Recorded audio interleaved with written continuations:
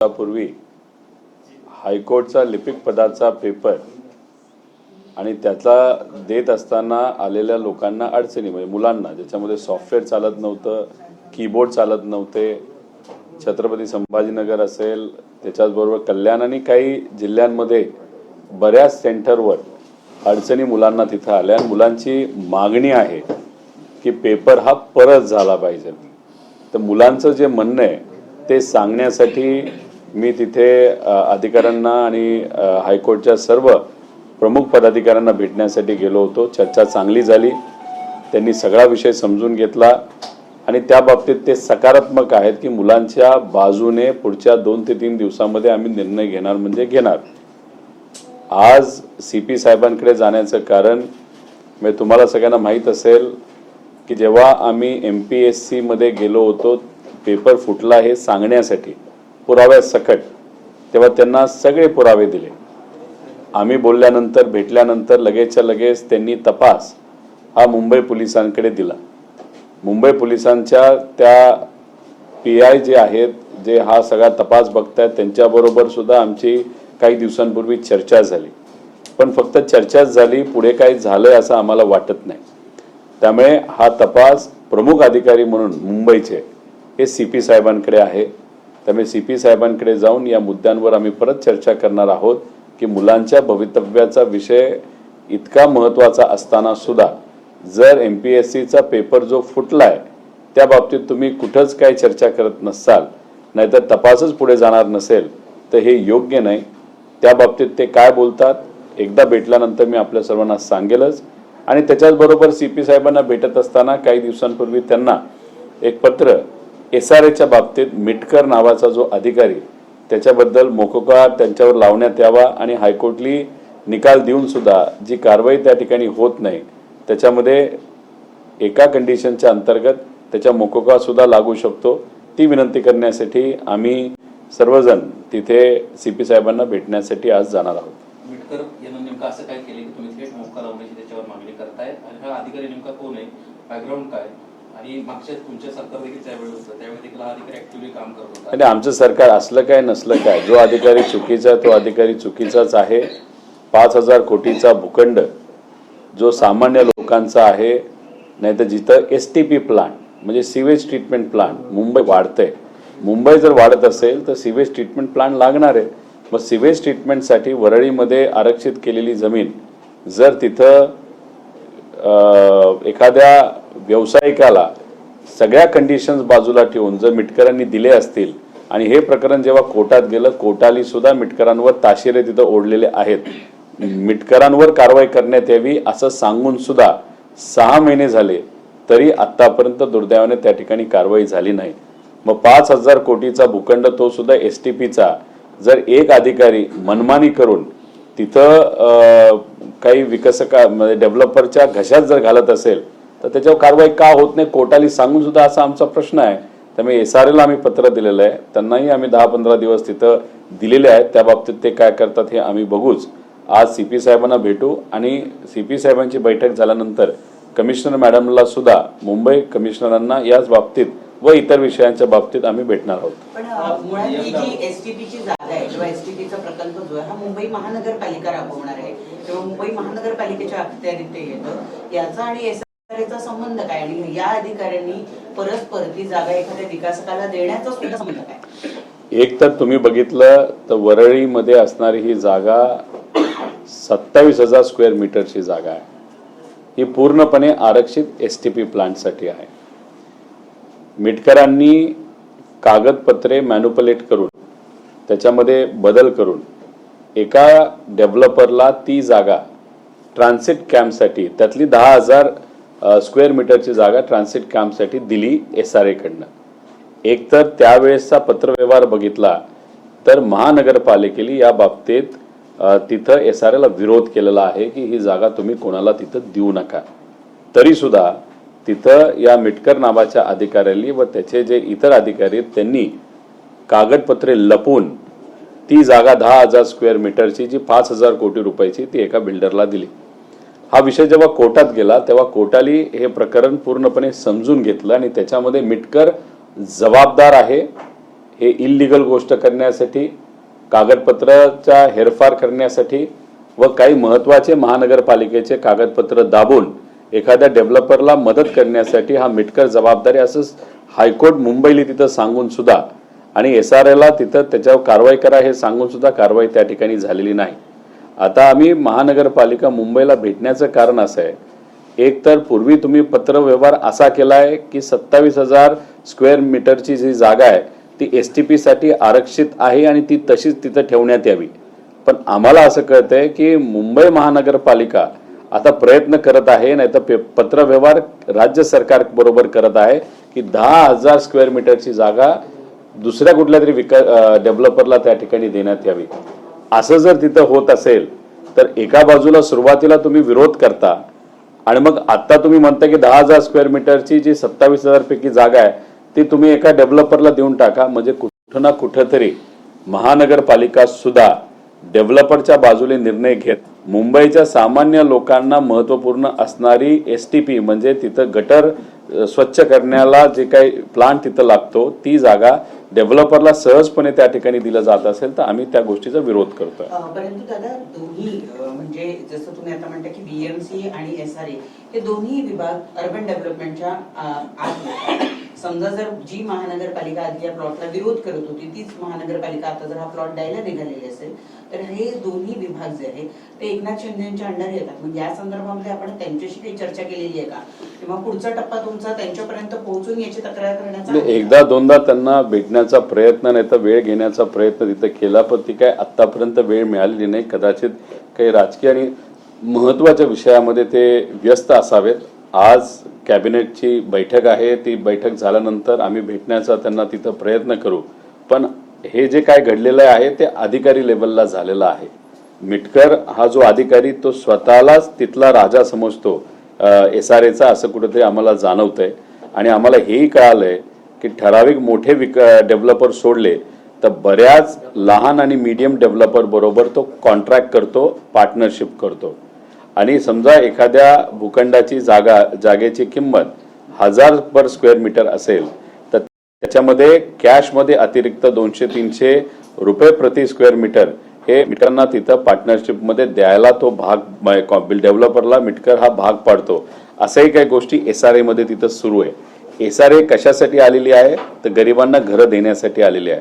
झोपडपट्टीचा विकास करून झोपडपट्टीमध्ये राहणाऱ्या लोकांना तिथं चांगली सिमेंटची घरं मिळावी आणि राहिलेल्या याच्यावर चांगल्या डेव्हलपमेंट होऊन इतर लोकांना मिळावी असा हेतूतून तिथं झालंय. पण तिथं मोठ्या प्रमाणात मिटकरच्या माध्यमातून व्यवहार हा होतोय हे पेपरवर सिद्ध झालेलं आहे. पण पेपरवर सिद्ध होऊन हायकोर्टली सांगून सुद्धा त्याच्यावर जर कारवाई केली जात नसेल आणि 5-5 हजार कोटीचे भूखंड जर डेव्हलपरला दिले जात असेल तर माझं एवढंच मत आहे की मग त्यांच्या पाठीमागे कोणाचा तरी एखाद्या राजकीय व्यक्तीचा हात आहे. तो पण आपल्याला येत्या काळामध्ये शोधावा लागेल. पण शोधण्याच्या पूर्वी सरकारला आम्ही विनंती करतो की त्या खोलात आम्ही जात नाही. हा अधिकारी जो जबाबदार आहे, हायकोर्टने सांगितलेलं की तो जबाबदार आहे, त्याच्यावर लवकरात लवकर कारवाई करणं हे अतिशय महत्वाचं आहे. संदर्भामध्ये आणखी एक बाब आहे. मिटकर या अधिकाऱ्यानं SRA मध्ये कोणताही अधिकारी महाराष्ट्रात जिथं जिथं विभाग आहे त्या ठिकाणी सर्टन लेवल पर्यंत तुम्हाला थांबता येतं, त्यानंतर तुमची बदली होते. मात्र या संबंधित अधिकाऱ्यांना आपले काही मित्र सहकारी सोबत घेऊन एक भली मोठी रक्कम सरकारला मोजली आणि त्यानंतर परमनंटच्या ऑर्डर त्यांना काढून घेतलेल्या अनेक वर्ष झाली मंडळी त्या ठिकाणी आहे. या संदर्भात तुम्ही काय करता? सहसा SRA मध्ये एकतर आम्ही मुख्यमंत्री साहेबांना भेटून विनंती करणारे, SRA मध्ये SRAची स्वतःची भरती तुम्ही तिथं करा. ती भरती होत नाही तोपर्यंत आणि आतापर्यंत काय पद्धत असायची की महानगरपालिकेची लोक एक परीक्षा द्यायचे. परीक्षा दिल्यानंतर त्या परीक्षेमध्ये जे जे काही अधिकारी पास व्हायचे ते SRA मध्ये जायचे. आता ह्याच्यामध्ये आम्हाला जे कळालेलं आहे की काही ठराविक लोक हे दुसऱ्या विभागाचे म्हणजे म्हाडा विभागाचे नाही तर इतर विभागाचे सुद्धा बिना परीक्षा घेऊन त्यांना SRA मध्ये त्या ठिकाणी आणलेलं आहे. त्याचाही आमचा अभ्यास चालू आहे. त्यामुळे बिना परीक्षा देऊन कोण कोण तिथे आलेलं आहे याचा सुद्धा तिथं आपल्याला अभ्यास करावा लागेल. कारण का जी प्रथा आहे, प्रथा अशीच आहे की परीक्षा देऊन महानगरपालिकेची लोक घेतली जातात. त्याला काय आम्ही खूप वेगळा विरोध करेल असं नाही. पण जे बिना परीक्षा घेऊन तिथं परमनंट झाले नाही तर तिथं काम करतात, त्यांचा कार्यकाळ संपून सुद्धा ते सातत्याने त्या ठिकाणी काम करतात, त्या लोकांवर मात्र तिथं आमचं लक्ष आहे. ती यादी सुद्धा आम्हाला तिथे आलेली आहे. पण पहिलं टार्गेट मोठा मासा तो मिटकर आहे आणि त्यानंतर हे जे काही छोटे मासे जे डेव्हलपरला पण त्रास देत आहेत, त्यानंतर लोकांनाही त्रास देत आहेत, वेळेवर जे लोकांना घरं मिळायला पाहिजे, चावा मिळायला पाहिजे, नाही तर भाडं मिळायला पाहिजे, ते दुर्दैवाने त्या ठिकाणी गरीबाला सामान्य लोकांना भाडंही मिळत नाही, घरही मिळत नाही. पण मात्र हे अधिकारी खाऊन खाऊन फार गब्बर झाले. हे मात्र जे काय पद्धत आणि प्रथा तिथं भ्रष्टाचाराची SRA मध्ये सुरू आहे, त्याच्यात मिटकर हा मोठा मासा आहे.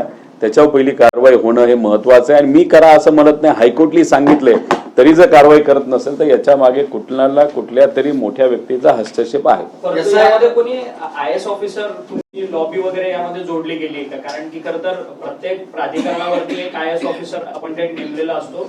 त्या प्रमुख प्राधिकरणाचा म्हणून तो संपूर्ण मॉनिटरिंग करत असतो ती सगळी सिस्टीम. परंतु त्यांच्या खालीच ही सगळी भ्रष्टाचाराची यंत्रणा जी आहे ती फोफावत चालली आहे. त्यामुळे ते प्राधिकरणाचे जे प्रमुख आहेत IAS ऑफिसर ते देखील याला जबाबदार आहेत. SRAचे जे कमिशनर आहेत कल्याणकर, त्यांच्याबरोबर आमची बैठक झाली. 15 दिवस झाले अजून कारवाई नाही. त्यांना मी पत्र दिलं आणि पत्र देऊन या मिटकरांवर कारवाई करा असं मी सांगितलेलं आहे. जर कल्याणकरांनी पुढच्या काही दिवसामध्ये त्या मिटकर आणि त्या भ्रष्ट अधिकाऱ्यांवर कारवाई केली नाही जी हायकोर्टली सांगितली आहे, मग कुठेतरी आपल्याला समजून घ्यावा लागेल, नाहीतर असं समज करावा लागेल की कल्याणकरांचा सुद्धा जो त्या ठिकाणी भ्रष्टाचार होतोय त्याच्यामध्ये कदाचित हात असू शकतो. कारण का भ्रष्ट अधिकाऱ्याला तुम्ही जर त्याची पाठराखण करत असाल मग तुम्ही सुद्धा त्या भ्रष्टाचारामध्ये आहात हे कुठेतरी त्या ठिकाणी सिद्ध होतं. त्यामुळे कल्याणकरांना आम्हाला विनंती करायची की पुढच्या 2-3 दिवसामध्ये अजून विलंब न करता त्या मिटकरावर आणि त्याच्याबरोबर असणारा जो रिटायर झालेला व्यक्ती आहे त्याच्यावर लगेच तिथं कारवाई करावी. तुम्ही जर ती कारवाई केली नाही तर या सगळ्या भ्रष्टाचारामध्ये SRA मध्ये जो चालतो त्याच्यामध्ये आपण सुद्धा आहात हे कुठे ना कुठेतरी त्या ठिकाणी सिद्ध होईल. तुम्ही काल शोकलिंगम यांची भेट घेतली. आता मुंबईतल्या तक्रारी वाढलेल्या आहेत. BLO घरोघरी न जाता गेटवरनच पडताळणी करतात. BLO वर प्रेशर आहे की लवकरात लवकर सर्वे सगळा पूर्ण करायचा. आता BLOनी मग शॉर्टकट काय केला, त्यांनी टेबल सर्वे सुरू केला. टेबल सर्वे म्हणजे काय की एका कार्यालयामध्ये बसायचं, तिथं जे कोणी लोक येतील कागद देतील ते कागद घ्यायचे आणि मोबाईलमध्ये एंट्र्या मारायच्या. आता हे कागद देणारे बहुतांश लोक कोण आहेत, ज्याच्यावर आमचं ॲलिगेशन आहे ते भाजपचे कार्यकर्ते आहेत. आता भाजपने त्यांच्या सॉफ्टवेअरच्या मदतीने म्हणजे स्वतःचं एक सॉफ्टवेअर काढलेलं आहे, हा मतदार आपल्या विचाराचा का विरोधातल्या विचाराचा का संदिग्ध, आणि ती यादी घेऊन ते त्या BLO बरोबर बसतात. आणि BLOनी समजा काही लोकांना डिस्क्वालिफाय केलं असेल तर मग त्याच्यामध्ये जर भाजपच्या विचाराची लोक असतील तर लगेचच तो भाजपचा कार्यकर्ता तिथं बसून सगळे कागदपत्र जोडून घेऊन त्याला क्वालिफाय करतात त्या मतदाराला. पण समजा एखाद्या विरोधकावर अन्याय तिथं झाला असेल आणि तो जर डिस्क्वालिफिकेशन यादीमध्ये आला असेल तर मग तिथं त्यांना सांगण्यात येतं BLOला की ठीक आहे ह्याला डिस्क्वालिफाय करून टाका. अशा पद्धतीचं काम तिथं सुरू आहे. त्यामुळे समजा इलेक्शन कमिशनने सांगितलं आहे की 2-2, 3-3 वेळा त्या मतदाराच्या घरी जावा, क्रॉस व्हेरिफिकेशन करा. हे असताना सुद्धा तिथं त्यांना रूल्स रेग्युलेशन असताना सुद्धा बऱ्यापैकी टेबल सर्वे सुरू आहेत. चोकलिंगम साहेबांना काल जेव्हा आम्ही भेटलो तेव्हा त्यांना पुरावे दिले. काही तुमच्यासारख्या चांगल्या चॅनलनी पुण्यामध्ये, ठाण्यामध्ये आणि कदाचित नाशिकमध्ये सुद्धा तिथं अशा पद्धतीने टेबल सर्वे हा राजकीय कार्यालयामध्ये म्हणजे भाजपच्या कार्यालयामध्ये जो सुरू आहे त्याचे पुरावे आम्ही त्यांना तिथं दिलं. आणि तुम्ही त्यांच्या जे कोणी जबाबदार आहे त्यांच्यावर तुम्ही कारवाई करा असं सांगितलं. त्यांनी आम्हाला सांगितलं कारवाई करतो. पण रितसर या गोष्टी या महाराष्ट्रामध्ये दुर्दैवाने त्या ठिकाणी सुरू आहे. 9,70,00,000 मतदार या महाराष्ट्रामध्ये होते. आता तो आकडा कमी होऊन 2 कोटीला कमी होऊन 7,60,00,000 तिथं आलेला आहे. आणि त्या 7,60,00,000 सुद्धा उद्या जाऊन मॅपिंग झालेले, मॅपिंग न झालेले जसं वेस्ट बेंगॉलमध्ये झालं होतं त्यातले बरेचशा लोकांना सुद्धा त्यातून काढलं जाईल. म्हणजे आकडा हा 2,50,00,000 आसपास कदाचित जाऊ शकतो अशी आम्हाला सगळ्यांना भीती वाटते की त्यांना म्हणजे ठीक आहे त्यातले जे मृत्युमुखी पडले तो विषय नाही, जे परमनंटली स्थलांतर झाले त्यांचा विषय नाही, आम्ही त्याचा विरोध तिथं करत नाही. पण त्याच्यामध्ये जे मॅन्युप्युलेशन आता सुरू आहे दबाव तंत्राचं हे मात्र त्या ठिकाणी धोकेदायक आहे. आणि हे आमच्याच मतदारसंघामध्ये चालू आहे असं नाही, आमच्या मतदारसंघात तर चालूच आहे, पण भाजपली त्यांची ताकद लावून यंत्रणा लावून सॉफ्टवेअरचा उपयोग करून दबाव BLOवर आणून एकनाथ शिंदेच्या आमदारांच्या मतदारसंघामध्ये सुद्धा मोठ्या प्रमाणात बदल तिथे केले जात आहेत आणि अजितदादांच्या पक्षाच्या आमदारांच्या मतदारसंघामध्ये सुद्धा तिथे केले जात आहेत. त्यामुळे अमित शाह साहेब महाराष्ट्रात येऊन जे बोलले होते की 2029ला आम्हाला कुबड्या नको, म्हणजे एका बाजूला एकनाथ शिंदे साहेबांची कुबडी आणि दुसऱ्या बाजूला अजितदादांच्या पक्षाची कुबडी, ही तर ते राजकीय दृष्टिकोनातून काढत हे सिद्ध झालेलं आहे. पण SIRच्या माध्यमातून सुद्धा या कुबड्या ह्या आपल्याला लागणार नाहीत याची दक्षता भाजप नक्कीच त्या ठिकाणी घेत हे कुठेतरी सिद्ध होतं. भाजपने असा देखील आरोप केला आहे की BLO जे आहे इतर पक्षांचे ते येत नाहीयेत. आम्ही जवळपास 92% BLO दिलेले आहेत, तर इतर राजकीय पक्षांनी BLO दिलेले नाहीयेत, त्यामुळे नंतर ओरड करतायत अशा पद्धतीचा आरोप ते करतायत. BLO हा सरकारी अधिकारी असतो, BLA हा एखाद्या राजकीय पक्षाचा कार्यकर्ता असतो. महाविकास आघाडी म्हणून आम्ही सर्वजण एकत्रित एकमेकांशी चर्चा करून आमचे जे काही BLA आम्ही तिथे दिलेले आहेत, तिथं जे काही लोकांवर तिथं अन्याय होतो तो अन्याय होऊ नये याची दक्षता तिथं घेतोय. आम्ही महाविकास आघाडी म्हणून काम करत असतो, त्यामुळे भाजपली त्या बाबतीत टेन्शन घेऊ नये. तुम्ही तुमच्या मित्र पक्षाला कसं मारताय, कसं संपवताय, कुबड्या कशा टांगून ठेवताय हे मात्र त्या ठिकाणी सिद्ध आहे. पण महाविकास आघाडीमध्ये आम्ही तसं करत नाही, आम्ही एकत्रित बसून त्या ठिकाणी काम करतोय. आता SIR मधून कुबड्या काढण्याचं कसं चाललंय हे मी काल काही प्रमाणात तुम्हाला सांगितलं. 24ला जेव्हा यादी जाहीर होईल त्यात अजून डिटेलमध्ये जाऊन सांगेलच. पण काल तुम्ही एक निर्णय बघितला असेल मुख्यमंत्री साहेबांचा, त्यांनी ऑफिशियली कागदावर आता सांगितलेलं आहे की कुठल्याही मंत्र्याचा कुठलाही निर्णय हा ओव्हररूल करण्याची ताकद ही मुख्यमंत्र्याला त्या ठिकाणी मुख्यमंत्री साहेबांनीच तिथे दिलेली आहे, म्हणजे सरकारनेच दिलेली. याच्या आधी कुठल्याच मंत्र्याचं तसं काही चालत नव्हतं. पण काल कागद आल्यानंतर जे काही मोघम रूल होता या महाराष्ट्रामध्ये की मुख्यमंत्री काही करू शकतात, कारण का स्वतः त्यांनी अधिवेशनामध्ये वक्तव्य केलं होतं, बाकी मंत्री काही घेणं देणं नसतं, मुख्यमंत्री हा मेन असतो हे अधिवेशनात त्यांनी तिथं सांगितलं होतं. एकच नेता असतो, तो असतो मुख्यमंत्री.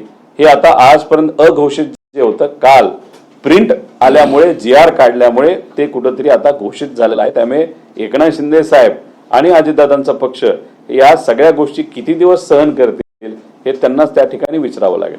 काँग्रेस नेते हुसेन दलवाई यांनी सांगितलंय की ठाण्यामध्ये एकनाथ कार्यक्रम शिंदे झाला. त्या कार्यक्रमामध्ये वेगळंच वंदे मातरम वाजवायचं समोर आलं. परिवहन विभागाचा कार्यक्रम होता, एकनाथ शिंदे कार्यक्रमात होते, प्रताप सरनाईक होते आणि त्यावेळी लता मंगेशकर यांना गायलेला पुकार चित्रपटातलं गाणं लागल्याचं पाहिलं. काय कारवाई करणार आहात तुम्ही? माफी मागणार आहात का? तुम्ही काँग्रेसला माफी मागा असं तिथं सांगता भाजप म्हणून. आता एकनाथ शिंदे साहेबांच्या कार्यक्रमामध्ये तिथं जे चुकीचं गाणं लागलं त्या गाण्याला कोण जबाबदार? त्याच्यावर हे एकनाथ शिंदे साहेबांचा पक्ष नाही तर सरनाईक साहेब हे तिथं माफी मागणार का? राजस्थानमध्ये सुद्धा आपण जर बघितलं असेल तर तिथं तिरंगा म्हणजे 15 ऑगस्ट असताना तिरंगा कुठं फडकवला पाहिजे होता, नाहीतर तिथं तिरंगा हातामध्ये घ्यायला पाहिजे होता. तिथं भाजपच्या मंत्र्यांनी भाजपचा झेंडा तिथं हातात घेतला म्हणजे फडकवला, म्हणजे तिरंगाला सेकंड महत्व आणि भाजपच्या झेंड्याला पहिलं महत्व. म्हणजे त्यावेळेस म्हणजे जेव्हा किंवा आपल्याला स्वातंत्र्य तिथं मिळालं होतं, भाजपच्या विचाराच्या ज्या काही संघटना असतील त्यांनी स्वतंत्र लढ्यामध्ये किती कॉन्ट्रीब्युशन केलं हे आपल्या सगळ्यांना माहिती आहे. त्यावेळेस सुद्धा आम्ही प्रथम असं होतं, आता सुद्धा तिरंगा दुय्यम आहे आणि भाजपचा झेंडा हा प्रथम असं कुठेतरी राजस्थानमध्ये संदेश दिला. तिथं भाजपली कुठं माफी मागितली नाही. आणि त्याच्याच बरोबर आपण जर बघितलं तर तिथे सुद्धा वंदे मातरम हे चुकीच्या पद्धतीचं लावलं गेलं, तिथं माफी नाही. त्यामुळे एकनाथ शिंदे साहेब नाही तर त्या लोकांना माफी मागायला लावा आणि राजस्थानच्या लोकांना माफी मागायला काय हरकत आहे? केंद्रीय निवडणूक काँग्रेस नेते हुसेन दलवाई यांनी सांगितलंय की एकनाथ शिंदे देखील काँग्रेसमध्ये येणार होते. त्याचबरोबर गोपीनाथ मुंडे यांनी ज्या पद्धतीने सोनिया गांधी यांची भेट घेणार होते त्यावेळी अहमद पटेल यांनी त्यांना सांगितले की पहिले राजीनामा द्या, त्याच्यानंतर मग पक्षात या. बघा वरच्या लेवलला काय चर्चा झाली काँग्रेसमध्ये आणि गोपीनाथ मुंडे साहेबांमध्ये हे मला आज सांगता येणार नाही. पण गोपीनाथ मुंडे साहेब मोठे नेते होते.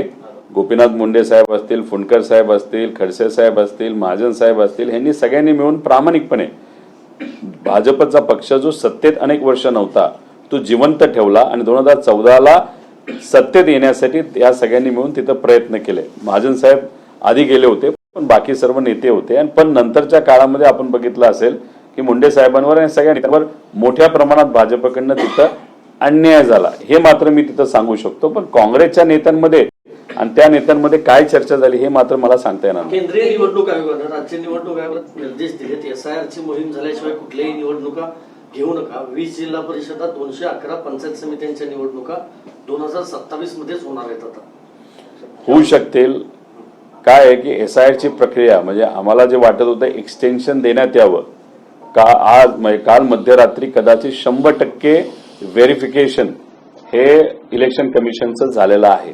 आणि त्याच्यातच 2 कोटी आणि 10 लाख लोकांची नावं ही आता मतदार यादीतून कापण्यात आलेली आहे, कारण त्यांच्याकडनं कुठलीच माहिती आलेली नाही. आता पुढच्या प्रक्रियेचा जर आपण अभ्यास केला, त्याच्यामध्ये मॅपिंग आहे, त्याच्यामध्ये जी यादी आहे ती आपल्याला प्रकाशित केली जाईल. ती यादी प्रकाशित केल्यानंतर त्याच्या ऑब्जेक्शन्स, कोणाचं काय म्हणणं आहे हे तिथं बघितलं जाईल. फॉर्म 6चा अजून मुद्दा आहे. त्यामुळे या सगळ्या प्रक्रियेला अजून 4-5 महिने कदाचित लागू शकतील असा आमच्या सगळ्यांचा अंदाज आहे. आणि जर केंद्रीय इलेक्शन कमिशनने तिथं राज्य इलेक्शन कमिशनला सांगितलं असेल तर इलेक्शन कमिशन राज्याला हे ऐकावंच लागणार. काल सुद्धा आम्ही चोकलिंगम साहेबांशी बोलत असताना जे अवघड प्रश्न होते त्यांनी सरळ सरळ तिथं सांगितलं हे आमच्या हातात नाही, हे केंद्रीय इलेक्शन कमिशनच्या हातात आहे. त्यामुळे ठराविक प्रश्नाचं उत्तर आम्हाला मिळालं, पण बाकी प्रश्नाला उत्तर देत असताना तुम्ही मांडलेले मुद्दे म्हणजे आम्ही जे मुद्दे मांडलेले आहेत की मोबाईलचं व्हेरिफिकेशन झालं पाहिजे, की GPS टॅगिंग झालं पाहिजे, ह्या सगळे विषय तुमच्या वतीने आम्ही केंद्रीय आयोगाला तिथं पाठवू. त्यामुळे राज्याचा आयोग हे तसं बघितलं तर केंद्रीय आयोगाच्या मार्गदर्शनाखाली चालत असल्यामुळे तिथं इलेक्शन नक्कीच पुढे जाऊ शकतील. दादा, गेले काही दिवस आपण जर बघितलं तर गडचिरोलीची घटना, 3 मुलींना सर्पदंशामुळे मृत्यू झाल्यानंतर नागपुरामध्ये आदिवासी समाजाच्या वतीने मोठ्या प्रमाणावर आंदोलन केलं जाते. आज 6वा-7वा दिवस आहे. त्यांच्या वतीनं एक पत्र आज मुख्यमंत्र्यांना इथे कॅबिनेटच्या इथे पाठवण्यात येणार आहे. आज जर त्यांच्या मागण्या मान्य नाही झाल्या तर काहींनी आत्मदहनाचा इशारा सोडला. 3 मुलींचा सर्पदंश होऊन तिथं मृत्यू झाला, अतिशय दुर्दैवी गोष्ट घडली. पण गेल्या 2 वर्षाचा आपण अभ्यास केला. सुनीलजी भुसारा आमच्या बरोबर आहेत, ते आदिवासी नेते आहेत. त्यांचा अभ्यास आणि त्यांचा त्या परिसरामध्ये संपर्क खूप मोठ्या प्रमाणात असल्यामुळे त्यांच्याशी आम्ही संवाद साधत असताना गेल्या 2 वर्षामध्ये या सर्व आदिवासी शाळांमध्ये 400 ते 450 पेक्षा जास्त मुलामुलींचा मृत्यू 2 वर्षामध्ये तिथं झालेला आहे, कुठल्या ना कुठल्या कारणांमुळे. हे अतिशय दुर्दैवी आहे. आणि मग याच्यासाठी न्याय मिळावा आदिवासी समाजाच्या मुलामुलींसाठी, त्यासाठी जर नागपूरला आंदोलन होत असेल त्या आंदोलनाला आमचा पाठिंबा आहे. सरकारने सुद्धा त्या बाबतीत लक्ष देण्याची खऱ्या अर्थाने जरूरत आहे.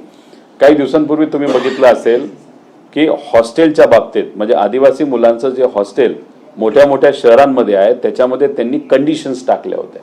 त्या कंडिशन्स काय होत्या की समजा स्थानिक म्हणजे मुंबईमध्ये एखादं हॉस्टेल असेल तर स्थानिक आदिवासी मुलांना प्राधान्य दिलं जाईल. अरे पण आदिवासी समाज कुठं राहतो, कसा राहतो याचा अभ्यास सरकारने करायला पाहिजे होता. बाहेरूनच बहुतांश लोक तिथे येऊन राहणार आहेत. त्याच्याच बरोबर त्यात अजून एक कंडिशन टाकली होती की कुठल्याही संघटनेशी, कुठल्याही राजकीय पक्षाशी तुम्ही संलग्न नसावं, कुठलं आंदोलन तुम्ही करायचं नाही. म्हणजे आदिवासी समाज हा ऐकतो म्हणून त्यांच्यावर काय गोष्टी लादण्याचा प्रयत्न केला ज्या असंविधानिक आहे. त्यामुळे हे जे काय चाललंय आदिवासी समाजाच्या बाबतीत नाही तर इतरही समाजाच्या बाबतीत तो अन्यायकारक आहे. त्यासाठी जर आदिवासी समाज रस्त्यावर येत असेल तर पूर्णपणे त्या समाजाला आणि त्यांच्या मागण्याला त्या ठिकाणी आमचा पाठिंबा आहे. सर, कंत्राटदारांचे पैसे थकलेले आहेत राज्यभरातल्या कंत्राटदारांचे जवळपास 90,000 कोटी रुपये थकीत आहेत. त्याकरता आज विदर्भात देखील मोठ्या प्रमाणात कंत्राटदार एकवटलेले आहेत आणि आंदोलन करतात आहेत. गेल्या 2-3 दिवसांपासून आझाद मैदानावरती देखील कंत्राटदार आंदोलनाला आहेत. त्यांचं जे आंदोलन आज आहे ते 12:30-1 वाजता आम्ही सुद्धा त्या आंदोलनामध्ये जाणार आहोत. 88,000 ते 90,000 कोटी रुपये या सर्व छोट्या मोठ्या कंत्राटदारांचे तिथं सरकारकडे अडकलेले आहेत. त्यात तुम्ही PWD विभाग घ्या, जल जीवन म्हणजे जो त्याच्या अंतर्गत पैसे आहेत, त्याच्याबरोबर ग्रामविकासचे पैसे आहेत, विविध विभागाचे पैसे 90,000 कोटीच्या आसपास आहेत. दुसऱ्या बाजूला गुजरातचे जे कोणी कॉन्ट्रॅक्टर आहेत, आंध्राचे कॉन्ट्रॅक्टर आहेत, त्यांना 10,000 5,000 कोटीचे कॉन्ट्रॅक्ट दिले जातात, त्यांचे पैसे मात्र वेळेवर जातात. पण मराठी कॉन्ट्रॅक्टरला तिथं मारलं जातं असं आमचं ठाम मत आहे. त्यांच्या मागण्या समजून घेऊन त्यांना पाठिंबा देण्यासाठी आम्ही सर्वजण 12:30 वाजता आझाद मैदानला त्यांच्या आंदोलनामध्ये सहभाग घेणार आहोत. सीजेपी आंदोलनातला एक व्हिडिओ आता समोर आला आहे. संसदेला उकरून टाकण्याची ज्या माओवाद्यांना भाषा केली तो अरुण बेलके त्या आंदोलनात होता असा व्हिडिओ आता समोर आला. हे बघा, करोडो लोक रस्त्यावर आले होते. त्या करोडो लोकांमध्ये कोण कसा होता, कशा पद्धतीचा होता.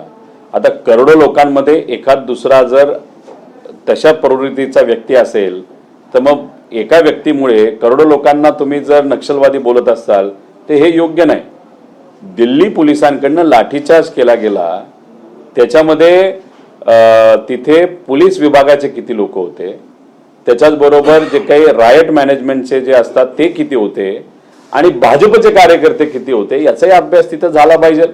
भाजपच्या कार्यकर्त्यांना जे चप्पल घालून तिथं उभे होते त्यांना हातात काठी दिली गेली, त्या काठीच्या मागे खेळ लावले गेले आणि त्या भाजपच्या कार्यकर्त्यांनी मुलांना इतकं बेदम मारलं, मुलींना मारलं, पुरुष लोकांनी मुलींना मारलं.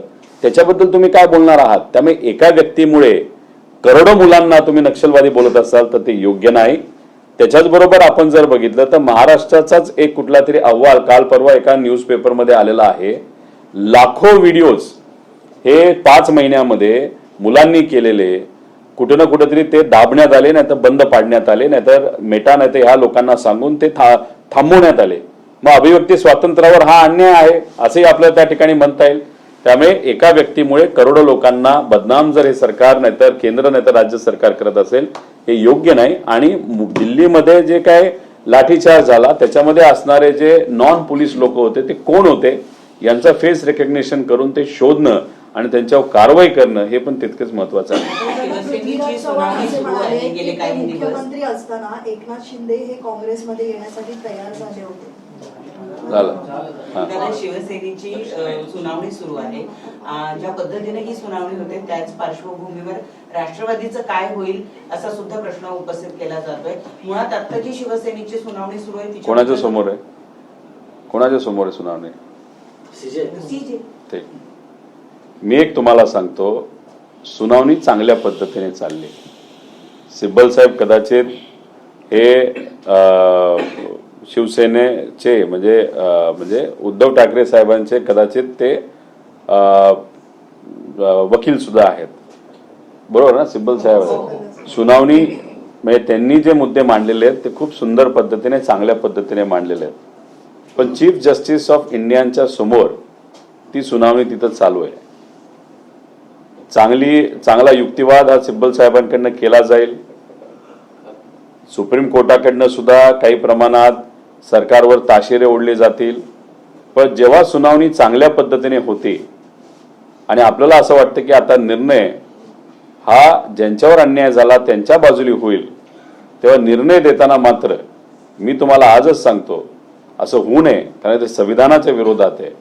तो कदाचित उद्धव ठाकरे साहेबांच्या पक्षाच्या विरोधात चीफ जस्टिस ऑफ इंडिया निर्णय देऊ शकतील अशी भीती मात्र त्या ठिकाणी आम्हा सगळ्यांना वाटते.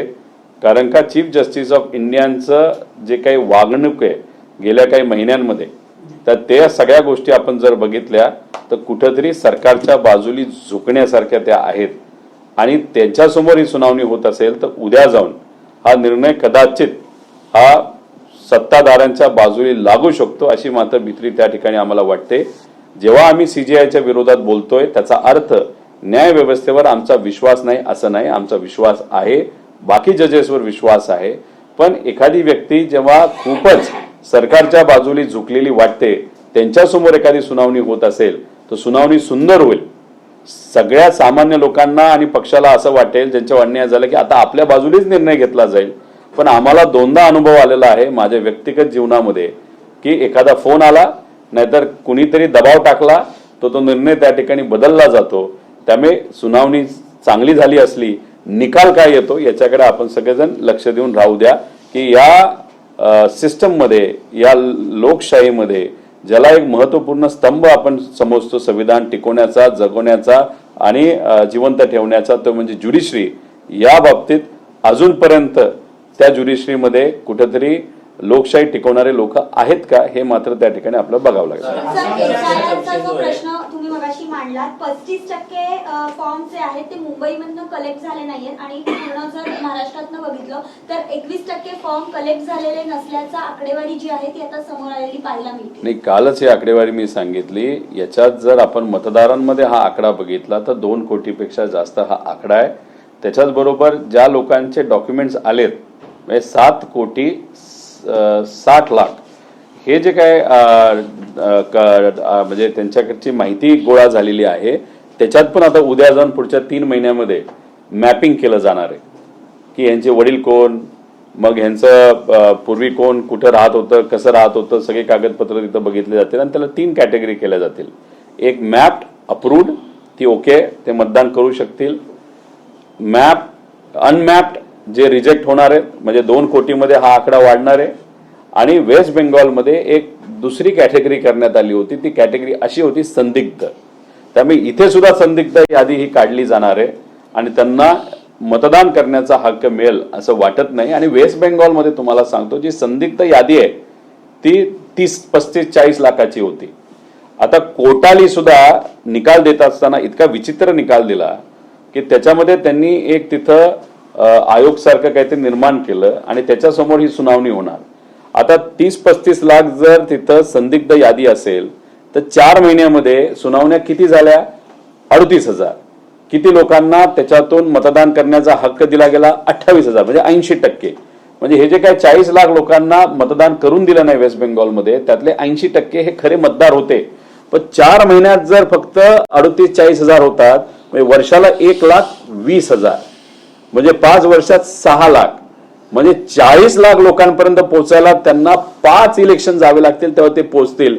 आणि महाराष्ट्रात हा आकडा जर 40-50 लाख असेल तर यांना सुद्धा आम्हा सगळ्यांना भीती वाटते वेस्ट बेंगॉलचा अभ्यास केल्यानंतर त्यांना सुद्धा कुठेतरी मतदानाला तिथं दिलं जाणार नाही. आणि हे जे मतदानापासून वंचित ठेवणारे लोक आहेत हे बहुतांश सत्ताधाऱ्यांच्या विरोधातले आणि खास करून बीजेपीच्या विरोधातले असू शकते. पंतप्रधान नरेंद्र मोदी 16 तारखेला बारामती दौऱ्यावर आहेत आणि त्या ठिकाणी ते प्रेरणास्थळाचं उद्घाटन करणार आहेत. ते नरेंद्र मोदी साहेब येतात नाही येतात हे अजूनपर्यंत मला कळालं नाही. पण तुम्ही म्हणत असाल आणि तुमच्याकडनं जर माझ्यापर्यंत माहिती आली असेल ते येत आहेत तर तिथं भगवान बुद्धांच्या विचाराने प्रेरित एक स्तंभ आपण तिथं केलेला आहे आणि स्तूप.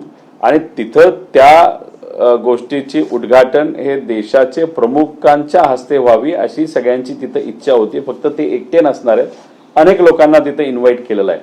आमचं एवढंच मत आहे की भगवान बुद्धांचे विचार हे समावेशक होते. भेदभाव कुठलाच त्यांना तिथं चालत नव्हता. समावेशक सगळ्या लोकांना एकत्रित घेऊन माणुसकीच्या नात्याने काम केलं पाहिजे हे विचार खऱ्या अर्थाने होते.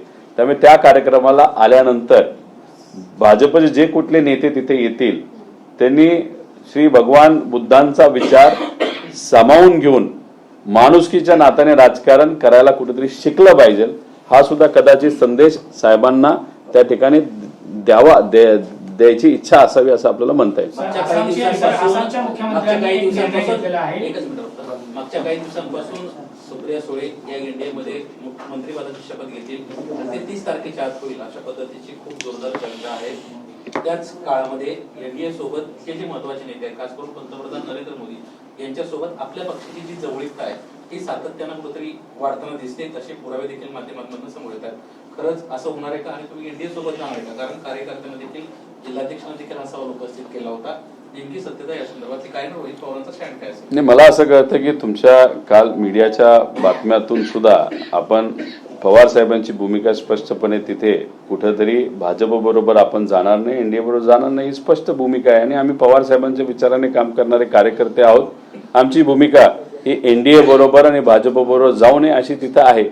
आता जवळीक आणि पुरावे तुम्ही जे म्हणत आहात ते कुठले की रिसेप्शनचा कार्यक्रम दिल्लीला झाला, तिथं सगळे मोठे नेते आले, विरोधातले पण आले, सत्ताधारी पण आले.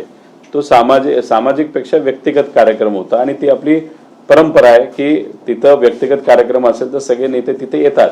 राहिला प्रश्न खासदार पंतप्रधान साहेबांना भेटण्याचा, आता आम्ही सुद्धा मुख्यमंत्री साहेबांना भेटतो, त्यांच्यावर आम्ही सातत्याने विरोधात बोलत असतो. पण एखादं काम असेल आणि ते त्या पदावर असतील तर ते काम त्यांच्याकडनंच होणार असेल आणि त्यांना वेळ नसल्यामुळे एका खासदारांना भेटवण्यापेक्षा एकत्रित गेलं आणि सगळ्यांचीच पत्र दिले तर एकाच वेळेस 30-45 मिनिटांमध्ये सगळीच कामं होणार असतील तर वेळी तिथं वाचू शकतो. त्या अनुषंगाने ते सर्व भेटले. याच्या पलीकडे जाऊन मला असं वाटत नाही कुठं तुमच्याकडे वेगळे पुरावे असतील. सर, आसामच्या मुख्यमंत्र्यांनी निर्णय घेतलेला आहे की कुठल्याही सरकारी कर्मचाऱ्यांच्या पहिल्या पत्नीला कायदेशीर घटस्फोट न देता जर दुसरं लग्न केलं तर त्याच्या पगारातून 20% पगार जे आहे त्या पहिल्या पत्नीच्या खात्यामध्ये ट्रान्सफर केला जाणार. या निर्णयाकडे तुम्ही कसं पाहता? आसाम हे राज्य आज असं झालेलं आहे तिथं काय निर्णय घेतले जातील हे आपल्याला काही सांगता येणार नाही. डिलिमिटेशनचा विरोध आम्ही सर्वजण त्या ठिकाणी करतोय. डिलिमिटेशनची पहिली ट्रायल काही वर्षांपूर्वी ही आसाममध्ये झालेली आहे. इतकं विचित्र पद्धतीने डिलिमिटेशन तिथं केलं गेलं आहे. संविधान तिथं कुठेही केंद्रस्थानी ठेवण्यात आलं नव्हतं. फक्त भाजपला फायदा व्हावा त्या अनुषंगाने डिलिमिटेशन केलंय. त्यामुळे आसाम या राज्यामध्ये निर्णय जे काही घेतले जातात आणि तिथला जो मुख्यमंत्री आहे तो थोडा वेगळ्या चमत्कारिक बुद्धीचा आणि वेगळ्या स्टाईलचा आहे. त्यामुळे त्यांनी काय निर्णय घेतला याला खूप तसं आम्ही काही महत्व देत नाही आणि आम्हाला तो विषय तिथं माहित नाही. त्याचा अभ्यासही आम्ही त्या ठिकाणी केलेला नाही. रस्त्यांचा जो विषय आहे तो सातत्यानं समोर येतो. माळुंगे बालेवाडी परिसरामध्ये 11 वर्षे एका मुरड्याचा दुर्दैवी मृत्यू झालेला आहे. त्यानं अपघात केला, तो देखील पळून गेलाय. रस्त्यांमुळे हा बळी गेला. काय झालंय की रस्त्यांची कामं ही कागदावर केली जातात आणि जी काही कामं होतात इन्फ्रास्ट्रक्चरच्या नावावर त्यात इतका भ्रष्टाचार होतो तर ती चांगल्या क्वालिटीची कामं होत नाही. आणि त्यामुळे काय होतंय की पावसाळ्याच्या काळामध्ये तिथं मुरुम टाकला जातो. मग तिथं गाड्या घसरतात. गाड्या घसरला की मारून एखादी गाडी येते ती अंगावरनं तिथं जाते. लहान मुलांचा मृत्यू होतो, महिलांचा मृत्यू होता. आता मी जेव्हा चाकणला गेलो होतो त्याच्या आदल्या दिवशी 2 मुलं मोटरसायकलवर जात होते, घसरून पडले. मागून कंटेनर आला, त्यांच्या अंगावरनं गेला. मग गरीबाचा आणि मिडल क्लास लोकांचाच दुर्दैवाने याच्यामध्ये मृत्यू होतो. नाहीतर त्यांना सहन सगळ्या गोष्टी कराव्या लागतात. जेव्हा एखादा नेता जातो तेव्हा तो SUV मध्ये जातो. 1-1, 2-2, 3-3 कोटीची त्यांची गाडी असते आणि ती उंच असते. पण मध्यमवर्गीय जेव्हा कामाला जातो तेव्हा मारुतीमध्ये जातो, छोट्या गाडीत जातो ज्याची उंची कमी असते आणि ते बिचारे त्या खड्ड्यामध्ये तिथं अडकून बसतात आणि त्यांना एका साईडला जायला 3-3 तास तिथं लागतात. त्यांच्याबद्दलचा कुठला विचार सरकारकडनं तिथं केला जात नाही. आजच सकाळी मी MIDCचा मुद्दा इथं मांडतोय परत चाकणचा. आजच सकाळी नंदुरबारचे भाजपचे जे कुठले पदाधिकारी होते त्यांची एक क्लिप जी फार प्रसिद्ध झाली होती ती क्लिप मी परत तिथं टाकलेली आहे. चौधरी नावाचा जो काही त्यांचा पदाधिकारी होता, काल कदाचित त्यांना बरखास्त केलं नाही तर पक्षातून काढून टाकलं, तो वेगळा त्याच्यामध्ये विषय. ते एका संवादामध्ये मोबाईलवर जो रेकॉर्ड केलेला आहे त्याच्यामध्ये जे उद्योग मंत्री आहेत आजचे त्यांचे उद्योग कशा पद्धतीने सुरू आहेत आणि उद्योग मंत्री कशात बिझी आहेत. कारण का त्यांना उद्योगांकडे लक्ष देण्यासाठी वेळ नाही, MIDC कडे लक्ष देण्यासाठी वेळ नाही. पण खरा त्यांचा वेळ कुठल्या उद्योगात जातोय हे मात्र चौधरी जे भाजपचे पदाधिकारी होते आणि त्यांच्या 2000 क्लिप ह्या प्रसिद्ध झाल्या. त्यातली ही एक क्लिप ही उद्योग मंत्र्याची, ती तुम्ही एकदा समजून घ्या. त्याच्यावरनं तुम्हाला कळेल आज MIDCची जे काही वास्तव आहे, जे दुर्दैवाने खराब वास्तव आहे. अनेक अडचणी त्यांना तिथं असणाऱ्या व्यावसायिकांना सोसाव्या लागतात. त्याचं कारण हे चौधरींनी त्यांच्या क्लिपच्या माध्यमातून तिथं सांगितलेलं आहे. एकदम मनसोक्त बोलणारा हा चौधरी, त्याच्यावर मात्र त्या ठिकाणी कारवाई झाली. पण त्यांनी जे काही ऑडिओ क्लिप केल्यात त्याला काही मी समर्थन करत नाही. पण त्या ऑडिओ क्लिपच्या माध्यमातून अनेक नेत्यांवर तिथं ताशिरे ओढलेले आपण सगळ्यांनी बघितलेले. पण ही क्लिप ही उद्योग मंत्र्यांचे उद्योग काय चालतात हे मात्र त्या ठिकाणी सत्ताधारीच एक पदाधिकारी कसा सांगतो हे तुम्ही सगळ्यांनी ऐकलं पाहिजे.